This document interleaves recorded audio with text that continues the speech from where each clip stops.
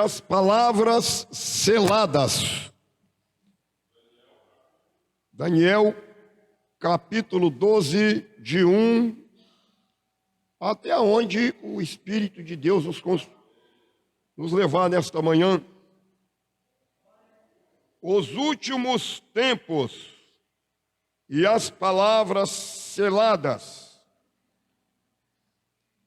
Bendito seja o santo nome de Jesus. Todos os irmãos acharam? Diz assim a palavra de Deus. Naquele tempo se levantará Miguel, o grande príncipe, de que se levanta pelos filhos do teu povo, e haverá um tempo de angústia, qual nunca houve desde que houve nação até aquele tempo. Mas naquele tempo livrará-se ao teu povo todos aqueles que se achar escrito no livro.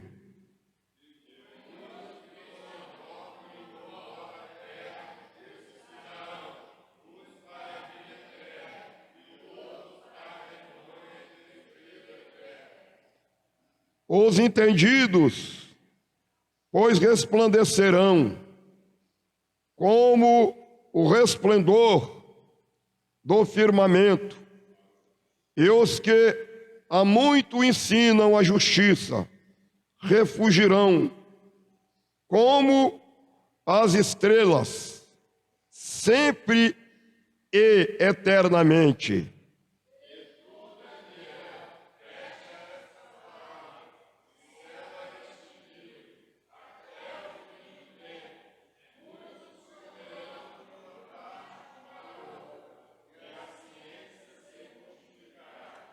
Amém, irmãos.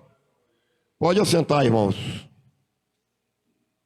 Pode assentar um pouquinho para nós falar um pouquinho aqui dentro deste sagrado livro. Nós estamos, amados, como sempre e em todos os cultos falamos, estamos vivendo os últimos momentos, os últimos dias da igreja aqui na terra. E a Bíblia, ela é bem clara para aqueles que confiam e para aqueles que obedecem. A Bíblia é bem clara para aqueles que confiam e para aqueles que obedecem, ou seja, aqueles que guardam, que ouvem e obedece. O nosso irmão Daniel, ele teve uma visão de Deus. Visão essa que, ainda nos dias atuais que vivemos, quando o homem, a mulher, ele é comprometido com Deus, o Senhor, ele continua da mesma forma que mostrou a Daniel, que revelou a Daniel, o que iria acontecer, que o profeta naqueles dias nem imaginava que nós iríamos chegar no tempo o qual estamos vivendo. Naqueles dias, os dias eram bons, os dias de Daniel naquela época eram dias bons? É claro que não. Porque todos os homens, irmãos, todas as mulheres, que em todas as épocas serviram a Deus, tiveram dificuldades. Eles tiveram de fazer sacrifício para servir a Deus, porque servir a Deus nunca foi fácil. Então a Bíblia diz, os irmãos permaneçam com a palavra de Deus aberta, para que os irmãos venha me corrigir caso saia alguma coisa errada, porque todos nós somos válidos, estamos supostos a errar, mas a Bíblia está dizendo que naquele tempo, no versículo 12, né? Naquele tempo, ou seja, nos tempos que Daniel viveu aqui na terra, se levantará Miguel, o grande príncipe, né? Que se levanta pelos filhos do teu povo. O anjo do Senhor, o arcanjo Miguel, ele é um agente celeste, um agente divino, que ele sempre esteve, tanto no passado como no presente, como um guardião de todo o homem, de toda mulher, de todo ser humano que andam na presença de Deus. Quando nós lemos na Bíblia a palavra que diz assim: o anjo do Senhor acampa-se ao redor daqueles que o temem, está falando do serafim, está falando do arcanjo Miguel e de outros anjos, porque é uma hierarquia muito grande de anjo.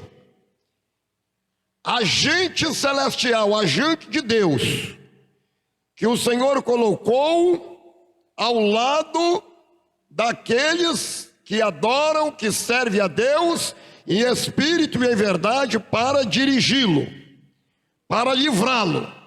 E o arcanjo Miguel, em toda a Bíblia, ele está presente, né? E o Senhor testificando que ele está servindo em relação às coisas de Deus.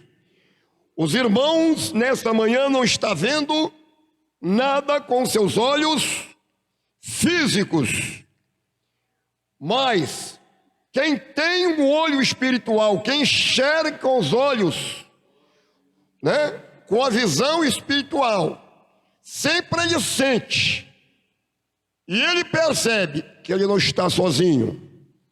Os anjos do Senhor acampam-se ao redor daqueles que o temem. E como diz que naquele tempo se levantará Miguel, o grande príncipe, que se levanta pelos filhos do teu povo, e haverá um tempo de angústia. O Espírito de Deus, irmãos, ele é o verdadeiro Deus, ele é o chefe, ele é o nosso Senhor, ele comanda os anjos, como também comanda a igreja. Ele é o comandante da igreja. Quando ele diz: sem mim nada podereis fazer, porque realmente nós não temos possibilidade de colocar uma roupa no nosso corpo, de vestir uma roupa no nosso corpo. Nós não temos possibilidade de levantarmos da cama para vir para a igreja, se o Espírito de Deus não nos cutucar. Amém? Porque o Espírito de Deus é o comandante, né? E quando nós obedecemos o Espírito de Deus, a palavra de Deus, o Espírito de Deus sempre determina um anjo para nos guiar, para nos livrar. Amém, irmãos? Para nos dar compreensão das coisas celestial.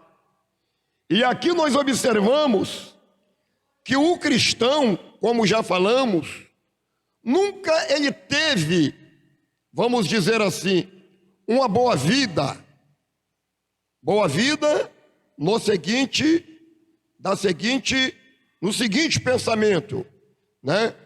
Nunca nós podemos pensar: eu sou um servo de Deus, eu não posso ter tribulação. Eu sou um servo de Deus, eu não posso passar por aquela angústia. Eu sou um servo de Deus, eu não posso de maneira nenhuma ser cometido uma enfermidade. Eu sou um servo de Deus, estou servindo a Deus, eu não posso ser perseguido.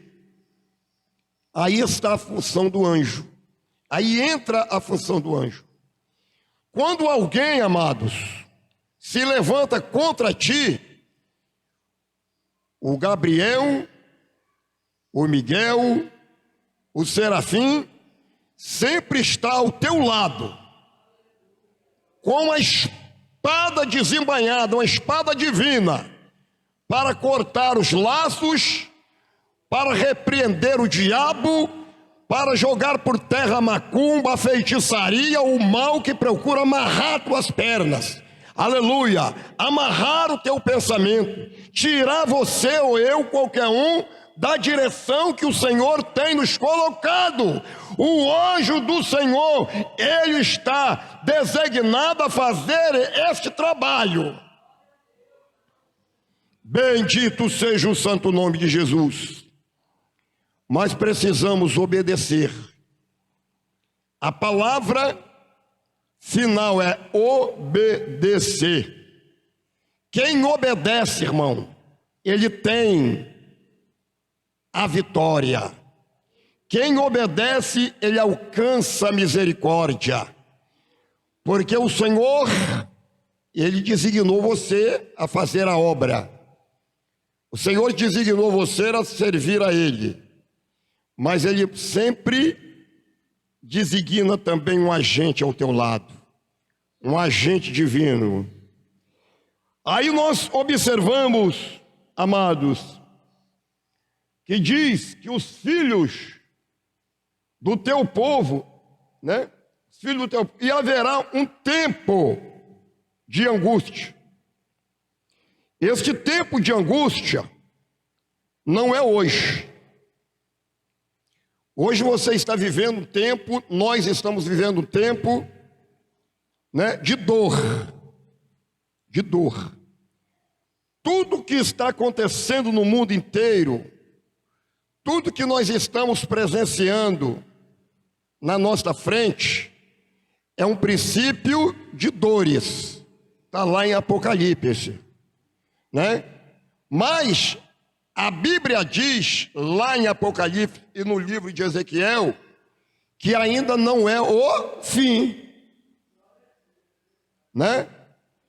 E esse tempo que o Senhor mostrou a Daniel através do anjo, é no momento final.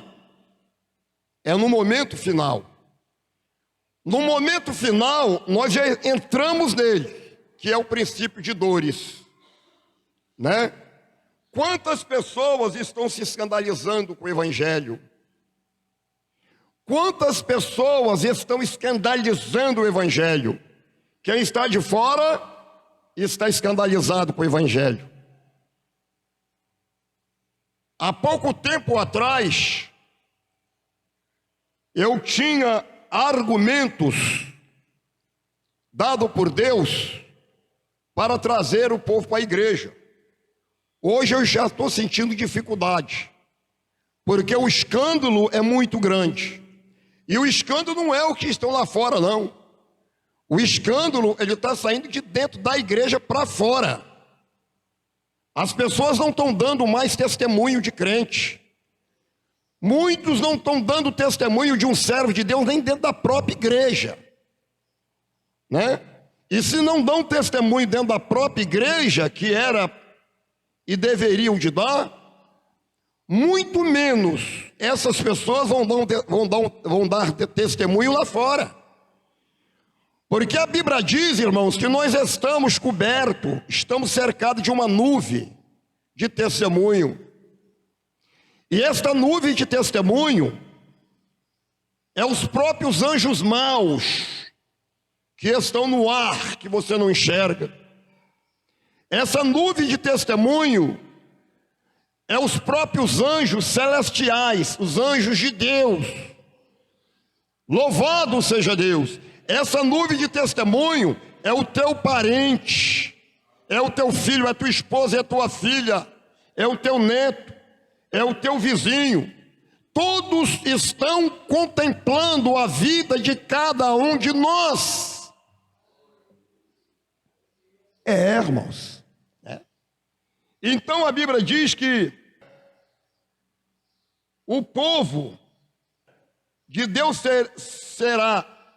Então está dizendo, aquele tempo, mas naquele tempo, livrará-se o teu povo, livrará o teu povo de todo aquele que se achar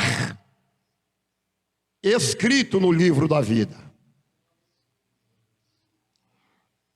Se nós chegarmos no meio de uma multidão e perguntarmos assim: fulano, o seu nome está escrito no livro da vida? Todo mundo vai levantar a mão. Amém, irmão? Todo mundo vai levantar a mão. Mas para estar o nome escrito no livro da vida não é assim não, de qualquer jeito não, irmão. Para nós termos o nosso nome escrito no livro da vida, precisamos de fazermos um grande sacrifício. Porque o cristão, irmão, começando do pastor, ele não foi chamado por Deus para poder granjear dinheiro, entendeu? Para poder granjear riqueza. Ele não foi chamado por Deus para poder andar com os melhores ternos, os ternos mais caros que tem dentro do país. Ele não foi chamado para poder estar andando de avião para lá e para cá. Ele foi chamado, sabe para quê? Para sair por todo mundo, ou ir por todo mundo, curar os enfermos, expulsar os demônios, ressuscitar os mortos, abençoar as viúvas, que verdadeiramente são viúvas. Ele foi chamado para servir a obra de Deus. Ele foi chamado para limpar até o banheiro da igreja. Eu posso pregar isso aí, porque eu faço isso. Ele foi chamado para isso, ele é um obreiro. Ele não foi chamado para poder granjear dinheiro, granjear riqueza para ele. E eu estive vendo também um trabalho da Igreja Cristã Maranata também, já estou preparando para passar para o Tiago. E eles passaram um vídeo das igrejas na Alemanha, nos Estados Unidos e outros países europeus. Cada templo lindo, lindo, parecendo até uma catedral metropolitana. E aquelas igrejas, irmãos, por causa da corrupção, o povo foi saindo. Sabe o que virou? Muitos templos evangélicos, igreja, se transformaram em boate, se transformaram em casa de show, se transformaram em restaurante, se transformaram em outras coisas piores do que essa que eu já falei aqui para os irmãos. Eles terminaram o culto da Maranata, botaram lá no telão e passou no telão o que está acontecendo nessas igrejas. Então, irmão, não adianta, nós não estamos na época mais de estar passando a mão em ninguém.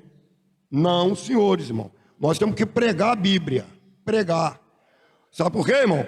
Porque no dia do Senhor na salvação, não é todo mundo que vai subir. Eu espero que eu suba. Eu estou me esforçando para isso.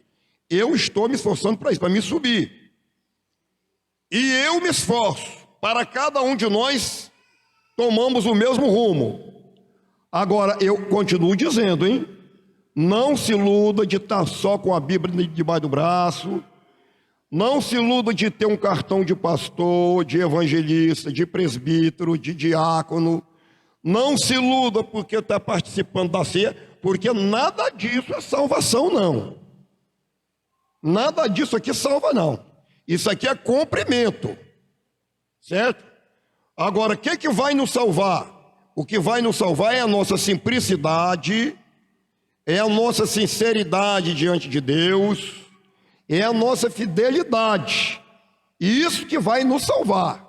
Não se iluda com essa multidão de gente, não, porque esse povo está tudo dentro da mesma sacola, desse tipo de gente que eu citei aqui agora. Vamos ter cuidado. A Bíblia diz, aonde tem 2, 3 reunidos no meu nome, ou seja, que abandonaram a vaidade, que abandonaram o pecado, que abandonaram tudo aquilo que o mundo oferece. É isso que está reunido no nome de Cristo. Esses serão salvos, porque eu estarei no meio deles. Se coloque de pé, irmãos. Então vamos vigiar, irmão. Porque a profecia de Ezequiel, de Daniel, ela já está cumprindo, hein? Essa profecia aqui, se nós for ler ela todinha, já está cumprindo nos dias atuais que vivemos. Senhor nosso Deus e nosso Pai, continua a nos esclarecer. Tu és um Deus que nunca deixou os teus servos enganados, os teus servos vazios, mas tu és o Deus que sempre falou e continuará falando, despertando-nos, porque estamos no fim, em nome de Jesus.